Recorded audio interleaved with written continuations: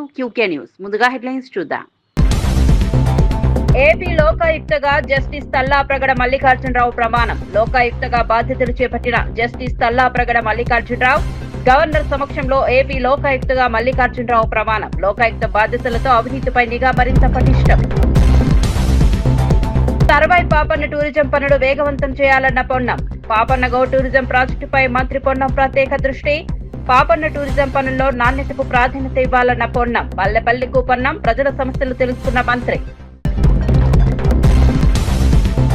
BC నేతలపై కక్ష సాధింపు చర్యలు ఆపాలన్న వరద కళ్యాణి. బీసీ నాయకులపై కేసులతో వేధిస్తున్నారన్న వరద కళ్యాణి.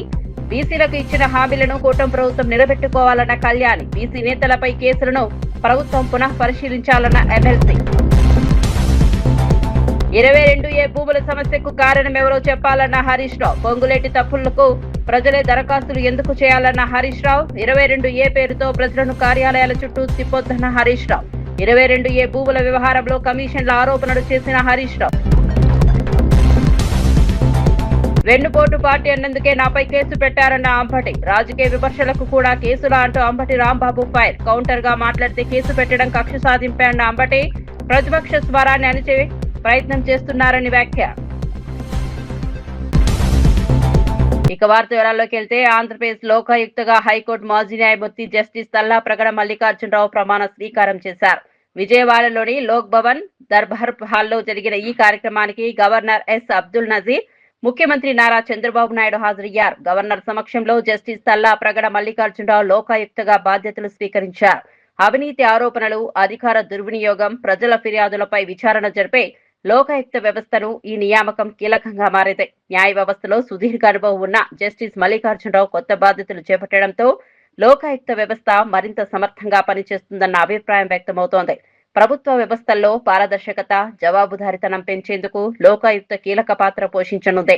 ప్రజల నుంచి వచ్చే ఫిర్యాదులను పరిశీలించి నిబంధనల ప్రకారం విచారణ చేపట్టడం ద్వారా పాలనలో అవినీతి, అక్రమాలను అరికట్టే అవకాశం ఉంది.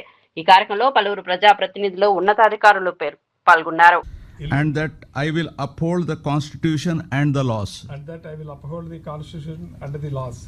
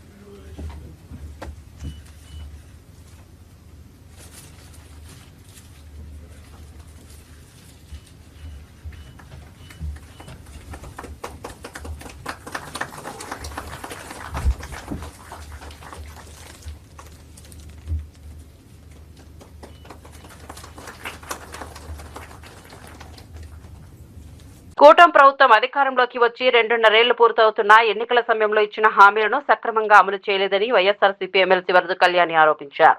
బీసీ నాయకులను లక్ష్యంగా చేసుకుని కేసులతో కక్ష సాధింపు చర్యలకు ప్రభుత్వం పాల్పడుతోందని విమర్శించారు. బీసీ నాయకులపై జరుగుతున్న వేధింపులపై చర్చించేందుకు బీసీ రౌండ్ టేబుల్ సమావేశం నిర్వహించినట్లు తెలిపారు. ఈ సమావేశంలో బీసీ వర్గాలకు సంబంధించిన పలు సమస్యలను చర్చించినట్లు చెప్పారు. ప్రభుత్వం బీసీల సంక్షేమానికి ఇచ్చిన హామీలను అమలు చేయాల్సిన అవసరం ఉందన్నారు. రాజకీయంగా వివేచించినంత మాత్రాన కేసులు పెట్టి వేధించడం సరికాదని విమర్శించారు. బీసీ నాయకులు, కార్యకర్తలపై నమోదవుతున్న కేసులను ప్రభుత్వం పునః పరిశీలించాలని డిమాండ్ చేశారు. కావస్తూ ఉంది. ఎన్నికల టైంలో హామీలు ఫుల్గా ఇచ్చారు. ఈ రోజు ఆ హామీల అమలులో ముఖ్యమంత్రి అయ్యాక అమలులో నిల్గా ఉండే పరిస్థితి చూస్తూ ఉన్నాం. ఏ ఒక్క హామీ అమలు చేయలేదు సరికదా. బీసీల రక్షణ ముఖ్యంగా గాలికి వదిలేశారు. బీసీలకి ఎన్ని రకాలుగా వేధిస్తూ ఉన్నారో కూడా చూస్తూ ఉన్నాం. ఆ రోజు జగనన్న బీసీలకు బ్యాక్ బోన్లా ఉంటే చంద్రబాబు నాయుడు గారు బీసీలకు వెన్నుపోటు పొడుస్తూ ఉండే పరిస్థితి చూస్తూ ఉన్నాం. అలాగే జగనన్న బీసీలకు అండగా ఉండి ఎన్నో పథకాలు బీసీల కోసం ప్రవేశపెడితే ఈరోజు చంద్రబాబు నాయుడు గారు ఆ పథకాలన్నీ కూడా అమలు కాకుండా చేయడమే కాకుండా కొత్తగా ఎన్నో పథకాలు పెడతానని చెప్పి అధికారంలోకి వచ్చి ఏ ఒక్క పథకం కూడా అమలు చేయని పరిస్థితి చూస్తూ ఉన్నాం. ఈరోజు తీసుకుంటే ఆడబిడ్డ నిధి లేని పరిస్థితి బీసీలకు. అలాగే బీసీలకు ఫీజు రియంబర్స్మెంట్ సక్రమంగా ఇవ్వని పరిస్థితి చూస్తూ ఉన్నాం. బీసీలకు ఆరోగ్యశ్రీ అందని పరిస్థితి చూస్తూ ఉన్నాం. బీసీలకు 50 సంవత్సరాలకే పెన్షన్ ఇస్తానని చెప్పి ఇవ్వకుండా వెన్నుపోటు పొడిచిన పరిస్థితి చూస్తూ ఉన్నాం. అలాగే బీసీ నిరుద్యోగులకు 3,000 రూపాయలు నిరుద్యోగ భృతి ఇస్తానని చెప్పి ఇవ్వకుండా ఎగనామం పెట్టిన పరిస్థితి కూడా మనం చూసాం. అలాగే బీసీలకు కళ్యాణమస్తు ఇవ్వకుండా ఎగనామం పెట్టిన పరిస్థితి చూసాం. అలాగే బీసీలకు పండగ కానుకలు కూడా ఇవ్వకుండా వెన్నుపోటు పొడిచిన పరిస్థితి కూడా మనం చూస్తూ ఉన్నాము. అలాగే బీసీల్లో ఉన్న వాలంటీర్లకి ఏ విధంగా ఉద్యోగం తీసేసి వాళ్ళ ఉపాధి కోల్పోయేట్టుగా చేసి వెన్నుపోటు పొడిచారో కూడా చూస్తూ ఉన్నాము. బీసీలకు వచ్చే ఆదరణ పథకాన్ని ఎంత దారుణంగా ఈరోజు అమలు చేయని పరిస్థితి మనం చూస్తూ ఉన్నాము. అలాగే జగనన్న ఉండేటప్పుడు టెన్షన్గా ఇచ్చే చేయూత ఆసరా పథకాలను కూడా ఈరోజు బీసీలలో ఉన్న మహిళలకి అందకుండా చేసి ఇవ్వకుండా చేసి ఎగనామం పెట్టి వెన్నుపోటు పొడిచిన పరిస్థితి కూడా చూస్తూ ఉన్నాం. అలాగే బీసీల్లో ఉన్న మహిళలకి 0 వడ్డీ పథకాన్ని కూడా ఎగనామం పెట్టి ఏ విధంగా వెన్నుపోటు పొడిచారో మన అందరము చూస్తూ ఉన్నాము. ఈ విధంగా అన్ని రకాలుగా బీసీ వర్గాల ప్రజలకి మోసం చేశారు, వెన్నుపోటు పొడిచారు. వీటన్నిటి మీద చర్చించుకుంటూ ఉన్నాం. అలాగే బీసీ నాయకులు మా పార్టీలో చాలామంది ఉన్నారు. వాళ్ళందరూ కూడా బీసీల తరపున గొంతెత్తి పోరాటం చేస్తూ ఉన్నారు, ప్రభుత్వాన్ని ప్రశ్నిస్తూ ఉన్నారు. అలాంటి వాళ్ళ గొంతు నొక్కడం కోసం వాళ్ళ మీద అక్రమ కేసులు పెట్టి ఈరోజు జైలుకు పంపుతూ ఉండే పరిస్థితి నిన్ననే చూసాం. మాజీ మంత్రివర్యులు ఆర్సీగా కూడా రీజనల్ కోఆర్డినేటర్గా కూడా పనిచేస్తున్న కారుమూరి నాగేశ్వరరావు గారిని ఎంత దారుణంగా అక్రమ కేసులు పెట్టి అరెస్ట్ చేశారు. మనం తీసుకుంటే కారుమూరి నాగేశ్వరరావు గారు మా పార్టీలో ఉన్న ఒక బలమైన బీసీ నేత. బీసీల తాలూకా గలం వినిపిస్తూ ఉన్నారు. బీసీలకు చేసిన అన్యాయం మీద ప్రభుత్వాన్ని ప్రశ్నిస్తూ ఉన్నారు. అలాంటి వ్యక్తిని ఒక అక్రమ కేసు మద్యం స్కామ్ అని చెప్తూ అక్రమ కేసు పెట్టి నిన్న అరెస్ట్ చేసిన పరిస్థితి. అసలు వాళ్ళ కుమారుడైన కారుమూరి సునీల్ గారు మా పార్లమెంట్ ఇన్ఛార్జ్, అతన్ని కూడా మొన్న కొద్ది రోజుల క్రితం అరెస్ట్ చేసిన పరిస్థితి, అక్రమ కేసులో అరెస్ట్ చేసిన పరిస్థితి. నిజంగా ఈ మద్యం విషయం తీసుకుంటే నిజమైన స్కామ్ అనేది జరుగుతూ ఉంది.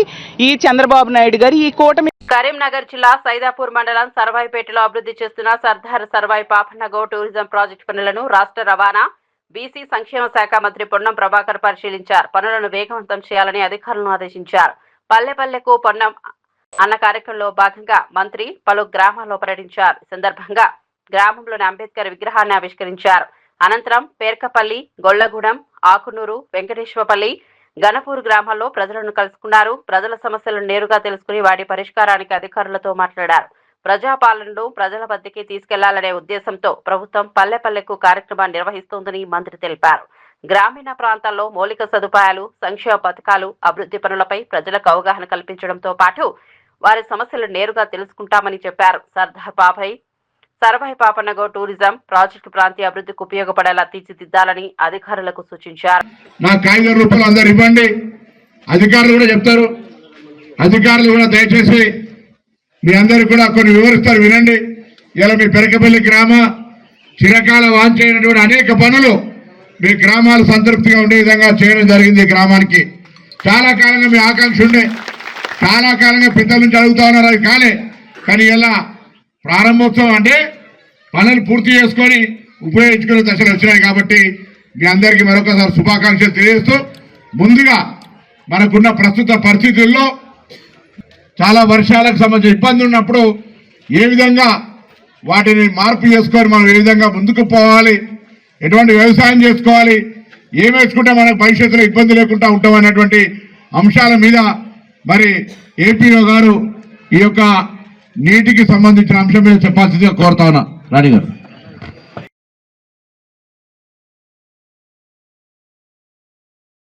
భూములను నిషేధిత జాబితాలో పెట్టాలని ఎవరు చెప్పారో ప్రభుత్వం ప్రజలకు సమాధానం చెప్పాలని మాజీ మంత్రి ఎమ్మెల్యే హరీష్ రావు ప్రశ్నించారు.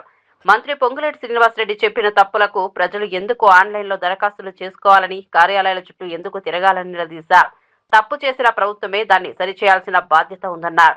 22A నిషేధిత జాబితా కారణంగా లక్షలాది మంది ప్రజలు ఇబ్బందులు పడుతున్నారని ఆరోపించారు. ప్రజలు నిద్రలేని రాత్రులు గడవడానికి కారణమైన అధికారులపై చర్యలు తీసుకోవాలని డిమాండ్ చేశారు.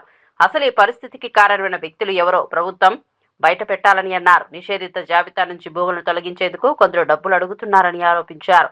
కమిషన్ల కోసమే 22A నిబంధనలు తీసుకొచ్చారంటూ తీవ్ర విమర్శలు చేశారు. ఒక భూమి, 2 భూములు కాదు, లక్షలాది మంది ప్రజల ఆస్తులను రాత్రికి రాత్రి నిషేధిత జాబితాలో పెట్టి ఇలా కంటి నిండా నిద్ర లేకుండా చేసినారు. ఏది పద్మారావు నగర్ ఫేజ్ 1 కాలనీ 58 సంవత్సరాల కింద లేఅవుట్ అయిందన్నా. నేను సెకండ్ పర్చేజర్ ను ఇప్పుడు తీసుకుపోయి దాన్ని 22 పెట్టుడు ఇదేమి పిచ్చితనం, ఇదేం తుగ్లక్ చేదియా అని చెప్పి పద్మారావు నగర్ చెందిన విజయ్ చెప్తా ఉన్నాడు. అదే విధంగా నిజాంపేటకు సంబంధించి 1950లో మా ఈ పట్టా భూములు దాన్ని తీసుకుపోయి ఇప్పుడు 22 పెట్టినారు అని చెప్తా ఉన్నారు.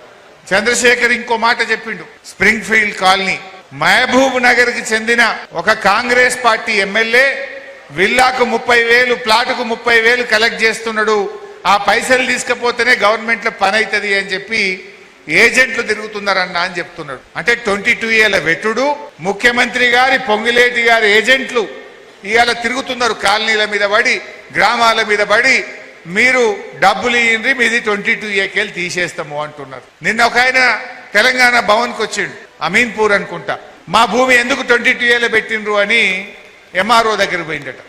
మాకు తెలియదు ఆర్డీఓని అడుగుపో అన్నాడట. ఆర్డీఓ దగ్గర పోయిందట. నాకు తెలియదు కలెక్టర్ని అడుగుపో అన్నాడట. కలెక్టర్ దగ్గర పోయిందట. ఇది నేను కాదు గవర్నమెంట్ నిర్ణయం తీసుకున్నది, గవర్నమెంట్ని అడుగుపో అన్నాడు. బయటకు వచ్చినాక ఓ బ్రోకర్ కలిసిండట. ఇక చూడుబాయి ఒట్టిగా తీసేస్తారా, బర్రె పాలు ఉత్తగిస్తుందా, సొప్పేస్తేనే పాలు ఇస్తుంది, గదేందో చూసుకోపో అంటుండట. అంటే ఈ 22A వెనుక ఉన్న కథ ఏంటంటే కమిషన్లు దొబ్బుడు. తన పార్టీని వెన్నుపోటు పార్టీ అని పిలిచినందుకు పట్టాభిపురం పోలీసులు తనపై కేసులు నమోదు చేశారని మాజీ మంత్రి అంబటి రాంబాబు ఆరోపించారు. చంద్రబాబు నాయుడు తమ పార్టీని గొడ్డలి పార్టీ అంటూ విమర్శించినందుకు కౌంటర్ గా తాను వెన్నుపోటు పార్టీ అనే పదాన్ని ఉపయోగించానని తెలిపారు. చంద్రబాబు రాజకీయ జీవితంలో జరిగిన వెన్నుపోట్లను ప్రస్తావిస్తూ పాట రూపొందించామని, దానిపై కూడా పోలీసులు కేసు పెట్టారని చెప్పారు. రాజకీయ విమర్శలకు కూడా కేసులు నమోదు చేయడం సరికాదని అంబటి రాంబాబు విమర్శించారు. ప్రజాస్వామ్యంలో రాజకీయ పార్టీల మధ్య విమర్శలు, ప్రతి విమర్శలు సహజమని అన్నారు. ప్రత్యర్థి పార్టీ చేసే నేతలు చేసే వ్యాఖ్యలకు సమాధానం చెప్పే హక్కు తమకు ఉందన్నారు. తనపై నమోదైన కేసు రాజకీయ కక్ష సాధింపులో భాగమేనని ఆరోపించారు. ప్రభుత్వం పోలీసుల ఒత్తిడి రాజకీయ ఒత్తిళ్లకు లోను కాకుండా వ్యవహరించాలని కోరారు. నన్ను వేధించాలి, భయపెట్టాలనేటువంటి ప్రయత్నం చేస్తున్నారు. నిన్నగాక మొన్న ఒక కేసు రిజిస్టర్ చేశారు. అది ఇక్కడ పట్టాభిపురం పోలీస్ స్టేషన్లో 478/26 23వ తారీఖు ఆగస్టు నెలలో ఒక కేసు బుక్ చేశారు. ఇది చాలా చిత్రమైనటువంటి కేసు. నేను సోషల్ మీడియాలో సాధ్యమైనంత వరకు యాక్టివ్గా ఉండి ప్రజలకు నా అభిప్రాయాలను సోషల్ మీడియా ద్వారా తెలియపరిచేదానికి నేను నిరంతరం పనిచేస్తూ ఉన్నాను. దానిలో భాగంగానే నా యూట్యూబ్ ఛానల్లో అంబటి రాంబాబు అఫీషియల్ అనే ఛానల్లో నేను నా ప్రసంగాలు, కొన్ని సందర్భాల్లో నా పాటలు దానిలో నేను పోస్ట్ చేస్తాను. అది రాష్ట్రంలో ఉన్నటువంటి ప్రజానీకం కావాల్సిన వాళ్ళు చూస్తారు. దీనిలో రీసెంట్గా నేను ఒక పాటని పోస్ట్ చేశాను. ఆ పాట ఏంటంటే చంద్రబాబు నాయుడు గారి పార్టీ అది వెన్నుపోటు పార్టీ అని, ఆ వెన్నుపోటు పార్టీ అనేక మందికి వెన్నుపోటు పొడిచిందని, తన బంధువులకు పొడిచిందని, సాక్షాత్తు ఎన్టీ రామారావు గారికి వెన్నుపోటు పొడిచిందని, వారి బంధువులందరికీ వెన్నుపోటు పొడవడంతో పాటుగా ప్రజలకు కూడా వెన్నుపోటు పొడిచింది, రాష్ట్రానికి వెన్నుపోటు పొడిచింది. ఏదైతే వాగ్దానాలు చేశారో వాగ్దానాలన్నింటినీ కూడా మంట కలిపి వెన్నుపోటు పొడిచినటువంటి పార్టీ ఆ తెలుగుదేశం పార్టీ అనేది నేను రీసెంట్గా ఏఐలో ఒక పాటని పోస్ట్ చేయటం జరిగింది. ఇది ఎందుకు పోస్ట్ చేశాను, కారణం ఏమిటి అంటే ఇది ప్రతి విమర్శ తప్ప విమర్శ కాదు. ఎప్పటి నుంచో చంద్రబాబు నాయుడు గారి పార్టీని వెన్నుపోటు పార్టీ అనడం అనేది చాలా సహజమైనటువంటి అంశం, నేను కొత్తగా చెప్తున్నటువంటి అంశం కూడా కాదు. ఎందుకు పోస్ట్ చేశానంటే ఈ మధ్యకాలంలో చంద్రబాబు నాయుడు గారు ఎక్కడ కనపడ్డా సరే ఇది గొడ్డల పార్టీ, ఇది హింసా పార్టీ అని ఇష్టం వచ్చినట్టుగా ప్రేలాపన పేరుతూ ఉన్నారు. ఆయనే కాదు, ఆయన కుమారుడైనటువంటి నారా లోకేష్ గారు, మంత్రివర్గ సభ్యులు ఎక్కడ కనపడితే అక్కడ ఇది గొడ్డల పార్టీ అన్నారు. ఈ విధంగా తెలుగుదేశం పార్టీలో ఉన్నటువంటి చంద్రబాబు నాయుడు గారి దగ్గర నుంచి కాళేశ్వరం ప్రాజెక్టుపై కాంగ్రెస్ నాయకులు గతంలో అడ్డగోలుగా దుష్ప్రచారం చేశారని మాజీ మంత్రి శ్రీనివాస్ గౌడ్ విమర్శించారు. ప్రాజెక్టులో ఇప్పటి వరకు అవసరమైన మరమ్మతులు కూడా పూర్తిగా చేయలేదని ఆరోపించారు. ఎన్డీఎస్ఏ, CWPRS సంస్థలు ఇచ్చిన నివేదికలు కాంగ్రెస్ ప్రభుత్వానికి చెంపపెట్టు లాంటివని అన్నారు. ఎల్డీఓ పేరుతో రైతులకు నీళ్లివ్వకుండా ప్రభుత్వం కాలయాపన చేస్తే రైతులు గ్రామాల్లో తిరగనివ్వరని హెచ్చరించారు. ఇప్పటికైనా పాలమూరు, కన్నేపల్లి పంపులను ఆన్ చేయాలని డిమాండ్ చేశారు. పంటలకు నీరు అందకుండా ఎండిపోయే పరిస్థితి వస్తే బీఆర్ఎస్ చూస్తూ ఊరుకోదని స్పష్టం చేశారు. కాంగ్రెస్ ప్రభుత్వ నిర్లక్ష్యంపై పెద్ద ఎత్తున ఉద్యమం చేపడతామని హెచ్చరించారు. కాళేశ్వరం ప్రాజెక్టు ద్వారా అందుబాటులో ఉన్న నీటిని రైతుల అవసరాలకు ఉపయోగించాలని కోరారు. పవర్ఫుల్ మోటార్లు తెచ్చిపెడితే అంత లిఫ్ట్ ఎక్కలేదు. ఇంత పరిజ్ఞానం తెలంగాణకు ఉందని ఆశ్చర్యపడితే ప్రపంచ దేశాలలో ఇవాళ వీళ్ళు కాళేశ్వరం మీద బురద తల్లి రిపేర్ చేయకుండా పెట్టిండు. ఇప్పుడు చివరికి ఏమైంది? ఎన్డిఎస్ఏ CWPRS వాళ్ళ రిపోర్ట్లు ఏమి ఇచ్చారు? కాళేశ్వరంలో అక్రమాలు జరగలేదని చెప్పారు. మీరు రిపేర్ చేస్తుంటే మేమేమో వద్దని ఎప్పుడూ చెప్పలేదని. మరి ఈ రోజు వరకు ఎందుకు పంపులు ఆన్ చేస్తలేరు? మేము డిమాండ్ చేస్తున్నాం, పాలమూరు రంగారెడ్డి జిల్లా పంపులు ఇమ్మీడియట్గా ఆన్ చేయాలి, కన్నెపల్లి మోటార్లు కూడా వెంటనే ప్రారంభించాలి. ఇప్పుడు మనకు అక్కడ 93.5 మీటర్ల దగ్గర కన్నెపల్లి పంప్ హౌస్ ఉంది. అంత ప్రజెంట్ 98.3 మీటర్ల నీటి మట్టం ఉంది. 98.3 అంటే 93.5 దగ్గర ఉన్నప్పుడే చేసుకోవచ్చు. 93.5 మీటర్ల ఎత్తు ఆడవరకు వస్తేనే మనం పంపు చేసుకోవచ్చు. దాని పైన ఉంది 98.3 అంటే మీకు ఎలాంటి అడ్డంకులు లేదు. జస్ట్ మోటార్ ఆన్ చేస్తే నీళ్ళు వస్తాయి. ఇదేం శాడిజం అవి మనకు అర్థం కాదు. పంపుల దగ్గర వచ్చి నీళ్ళు ఆగినాయి, ఆన్ చేస్తే నీళ్ళు పడతాయి బయట. గవి ఆన్ చేయకపోయింది, మోటార్లు మేమే పెడితేమే, కరెంటు మేమే ఇస్తేమే, జస్ట్ ఆన్ చేయడానికి అంత బరువా? ప్రభుత్వంలో ఏం సమీక్ష లేదా? ఖచ్చితంగా రైతులు ఇట్లా చైన్లు ఎండిపోయినా ఎల్లో పేరు మీద మీరు దాటేస్తామంటే గ్రామాలలోకి తిరగని రైతులు గుర్తుపెట్టుకోర్రి. గ్రామాలలోకి తిరగనియరు, గుర్తుపై కట్టలు పట్టుకొని తరుముతారు. రైతులు మాత్రం ఈసారి నీళ్లు కలిసి ఫుల్ నీళ్ళు పోతున్నాయి, మోటార్ల దగ్గర నీళ్ళు వచ్చినంత ఆన్ చేయరండి ఎవరైనా? మీరు అంటున్నారు కదా ఎల్లో అని చెప్తున్నారు కదా ప్రచారము, మరి ఎందుకు ఆన్ చేస్తలేరు? తెలంగాణ ప్రజానీకం గమనిస్తుంది. పాలమూరు ప్రాజెక్టు పంపులు ఎందుకు ఆన్ చేస్తలేరు? కన్నెపల్లి పంపులు ఎందుకు ఆన్ చేస్తలేరు? మేడిగడ్డ బ్యారేజ్తో సంబంధం లేకుండా అవి ఆన్ చేయొచ్చు. అవి మోటార్లు ఆన్ చేసి మనం కన్నెపల్లి నుంచి అన్నారం బ్యారేజ్కి మనం నీళ్ళు ఎత్తిపోసుకోవచ్చు. క్లియర్గా ఉంది, క్లారిటీగా ఉంది. మరి ఇప్పటి వరకు కూడా అది లేదు. మేడిగడ్డ, సుందిల్లా, అన్నారం బ్యారేజీలు నాణ్యత పరంగా బాగున్నాయని పలు సంస్థల నివేదికలు ఇచ్చిన తర్వాత కూడా కాంగ్రెస్ ప్రభుత్వం నీటిని లిఫ్ట్ చేయడం లేదని మాజీ ఎమ్మెల్యే గండ్ర వెంకట రమణారెడ్డి ఆరోపించారు. 3 ఏళ్లుగా మేడిగడ్డ నుంచి నీటిని లిఫ్ట్ చేయకపోవడంపై సీఎం రేవంత్ రెడ్డి ప్రజలకు క్షమాపణ చెప్పాలని డిమాండ్ చేశారు. రేవంత్ రెడ్డిని ముఖ్యమంత్రిగా చేయడమే రైతుల పాలిట శాపంగా మారిందని తీవ్ర వ్యాఖ్యలు చేశారు. రైతుల సమస్యలను పట్టించుకోకుండా కాంగ్రెస్ నేతలు తమ రాజకీయ వ్యవహారాల్లో నిమగ్నమయ్యారని ఆరోపించారు. కమిషన్లు దందాలో వాటాల కోసం నేతలు పరస్పర విమర్శలు చేసుకుంటున్నారని అన్నారు. నీళ్లు లేక రైతులు ఇబ్బందులు పడుతున్న సమయంలో నీటిని రిలీఫ్ చేయాలన్న కనీస మానవత్వం ప్రభుత్వానికి లేదా అని ప్రశ్నించారు. మాజీ మంత్రి ఉత్తమ్ కుమార్ రెడ్డిని కూడా ఆయన ప్రశ్నించారు. రైతుల పంటలకు నీరు అందించేందుకు ప్రభుత్వం వెంటనే చర్యలు తీసుకోవాలని కోరారు. నుంచి ఆయన కాకముందుతోనే రాజకీయాల్లో వాడుకున్నాడు.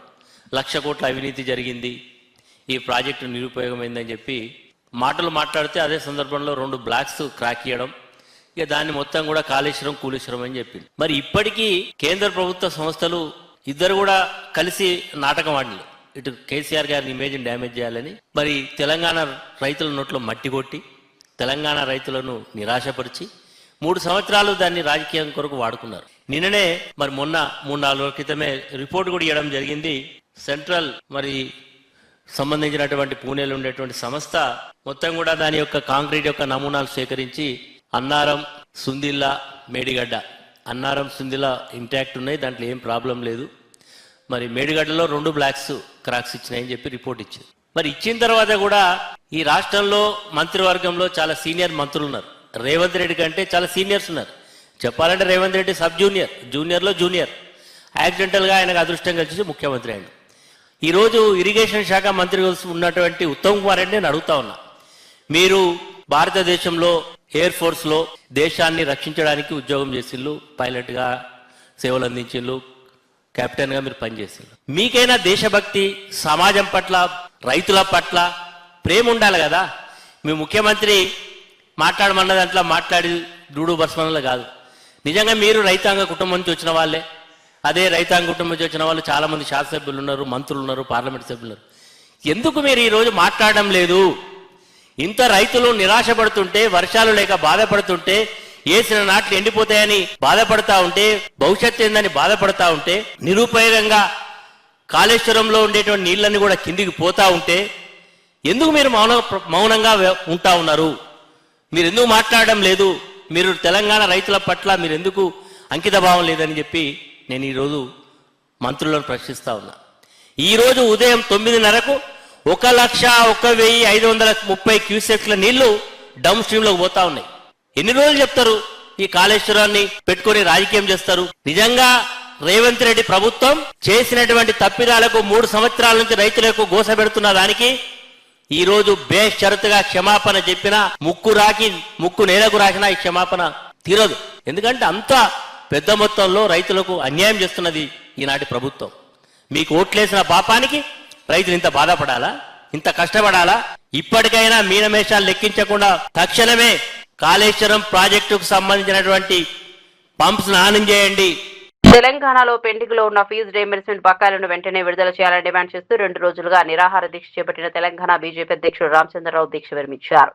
ఫీజు బకాయి బీజేపీ లడాయి పేరుతో నిర్వహించిన ఈ నిరాహార దీక్షకు బీజేపీ నేతలు కార్యకర్తలు మద్దతు తెలిపారు. దాదాపు 15,000 కోట్ల రూపాయల ఫీజు రీయింబర్స్మెంట్ బకాయిలను ప్రభుత్వం వెంటనే విడుదల చేయాలని బీజేపీ డిమాండ్ చేసింది.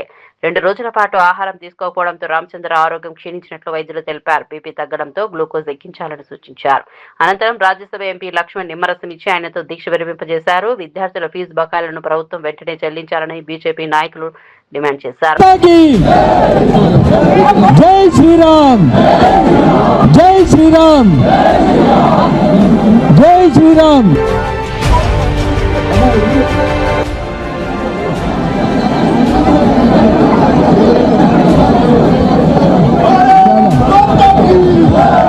భారత్ మాతా కీ, భారత్ మాతా కీ.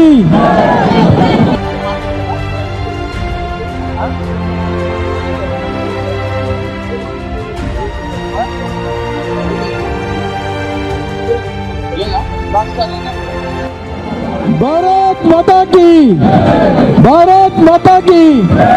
जय श्री राम, जय श्री राम.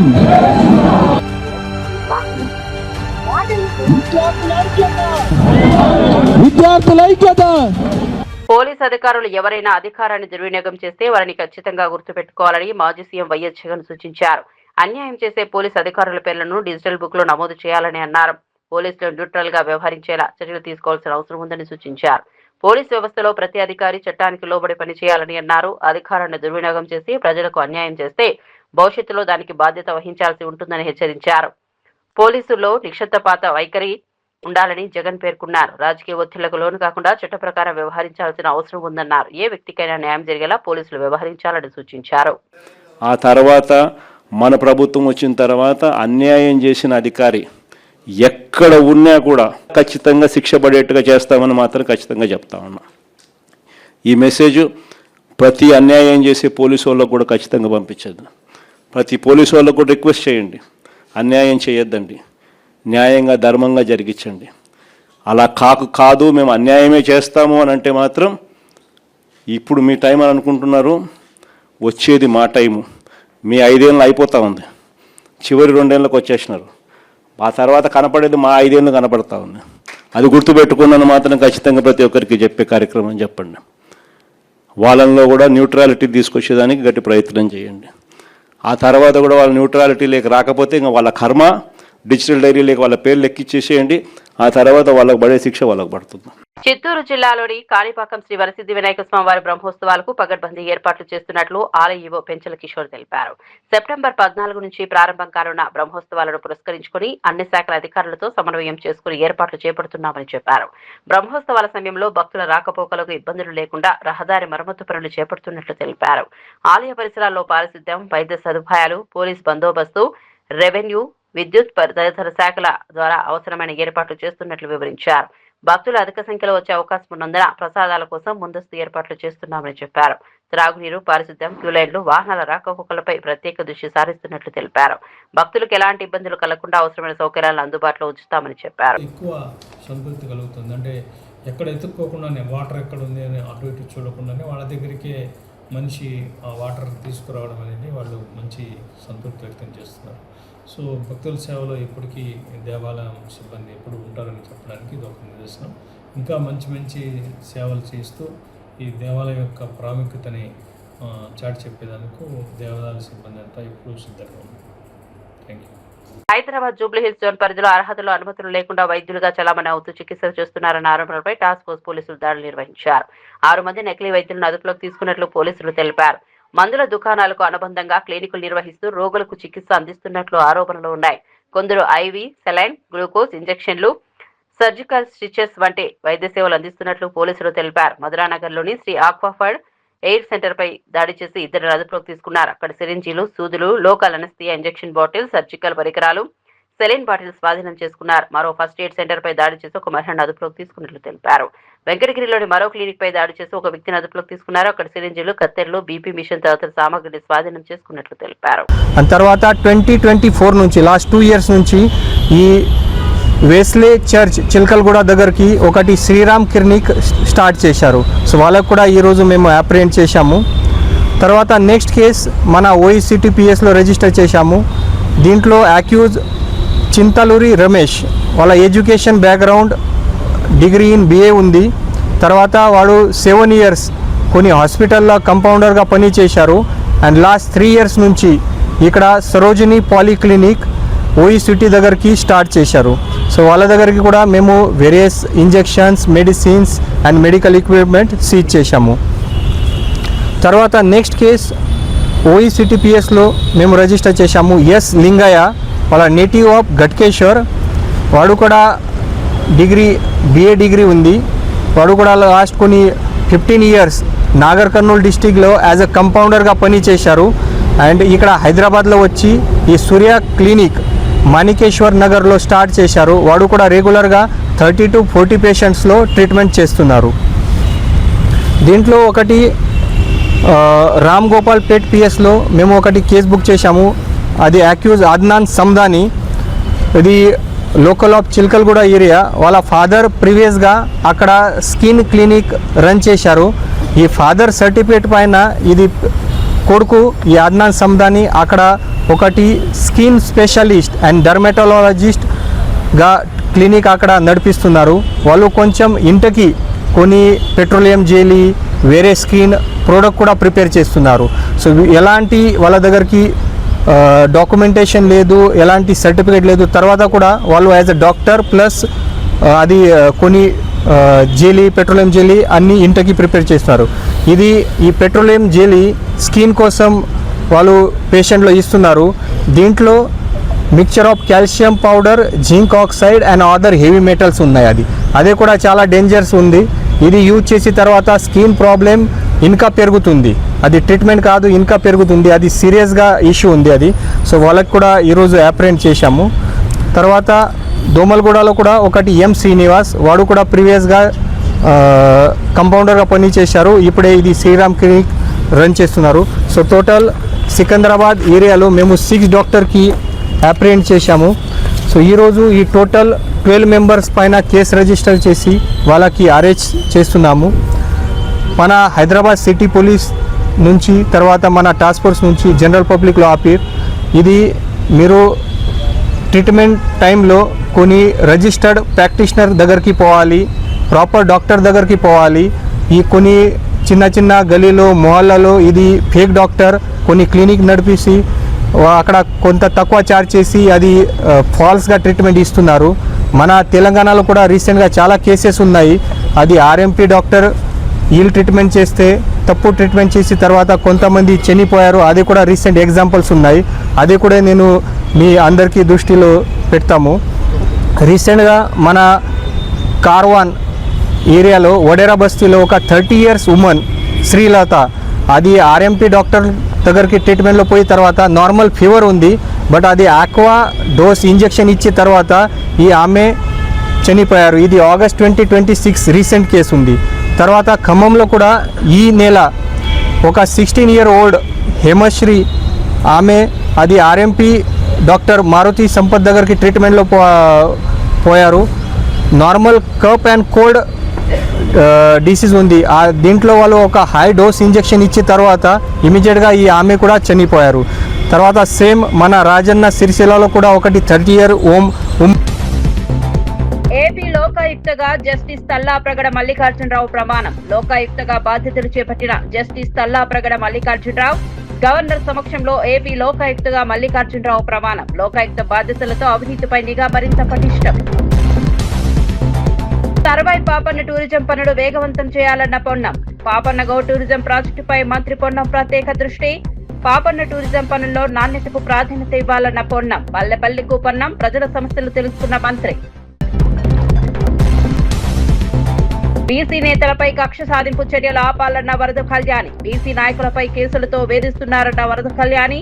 బీసీలకు ఇచ్చిన హామీలను కూటమి ప్రభుత్వం నిలబెట్టుకోవాలన్న కళ్యాణి. బీసీ నేతలపై కేసులను ప్రభుత్వం పునః పరిశీలించాలన్న ఎమ్మెల్సీ. 22A భూముల సమస్యకు కారణం ఎవరో చెప్పాలన్న హరీష్ రావు. పొంగులేటి తప్పులకు ప్రజలే దరఖాస్తులు ఎందుకు చేయాలన్న హరీష్ రావు. 22A పేరుతో ప్రజలను కార్యాలయాల చుట్టూ తిప్పొద్దన్న హరీష్ రావు. 22A భూముల వ్యవహారంలో కమిషన్ల ఆరోపణలు చేసిన హరీష్ రావు. వెన్నుపోటు పార్టీ అన్నందుకే నాపై కేసు పెట్టారన్న అంబటి. రాజకీయ విమర్శలకు కూడా కేసులా అంటూ అంబటి రాంబాబు ఫైర్. కౌంటర్ గా మాట్లాడితే కేసు పెట్టడం కక్ష సాధింపే అన్న అంబటి. ప్రతిపక్ష స్వరాన్ని అణిచే ప్రయత్నం చేస్తున్నారని వ్యాఖ్య.